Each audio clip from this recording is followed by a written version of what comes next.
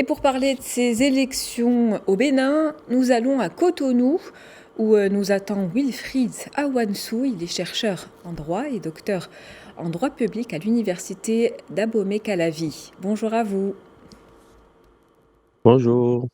Alors, on attend toujours les résultats de ces élections. Quel est l'enjeu principal de ce scrutin et que pouvez-vous nous dire sur la participation des partis d'opposition? Alors justement, je crois que l'enjeu principal de ce scrutin, c'est la participation de ces partis d'opposition-là.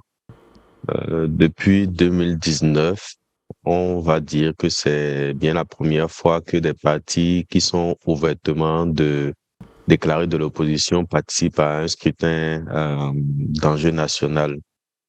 Euh, donc, ce que nous attendons, c'est de voir le score que ces partis-là obtiennent, le nombre de députés qu'ils auront à l'Assemblée nationale et leur capacité à contribuer à la gouvernance politique du président Patrice Talon. Donc, on va dire que c'est le principal enjeu de ces élections-là. Un autre enjeu qui n'est pas des moindres, c'est le taux de participation. Parce que depuis quelques années, depuis quelques scrutins, les Béninois ne se sont pas manifestés avec la même ferveur qu'ils le faisaient les années précédentes lors des scrutins électoraux, qui étaient pour la plupart vécus comme des moments de fête, des moments de joie. Mais pour quelques années, on a ressenti un certain désintérêt des Béninois pour le vote. Donc, nous espérons également voir quel sera le taux de participation générale à l'issue de ce scrutin de 2022. Vous parliez tout à l'heure de gouvernance. Alors, l'autre enjeu de ces élections s'articule autour de la gouvernance. En quoi pourrait-elle impacter la politique la politique du prochain président?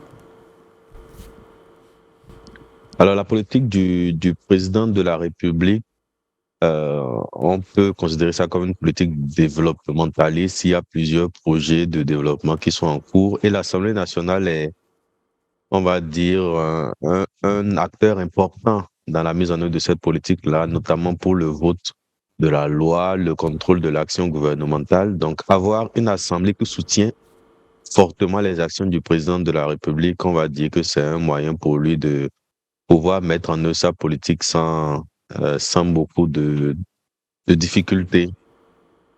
Et donc, pour les 3 années à venir, si on a une assemblée si elle n'est pas contrôlée par l'opposition, si tout au moins l'opposition a une minorité de blocage, cela voudrait dire que euh, le déroulement de la gouvernance donc, du président Patrice Talon pourrait rencontrer quelques difficultés.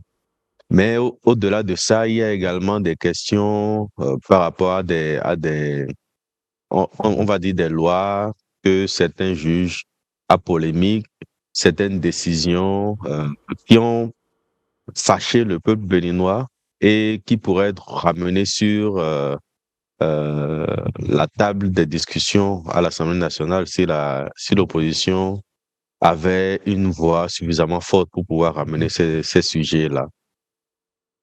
Merci à vous, Wilfried Awansou. Je rappelle que vous êtes chercheur en droit et docteur en droit public. Merci à vous pour votre Je vous intervention. remercie. C'était un plaisir de vous Merci. avoir.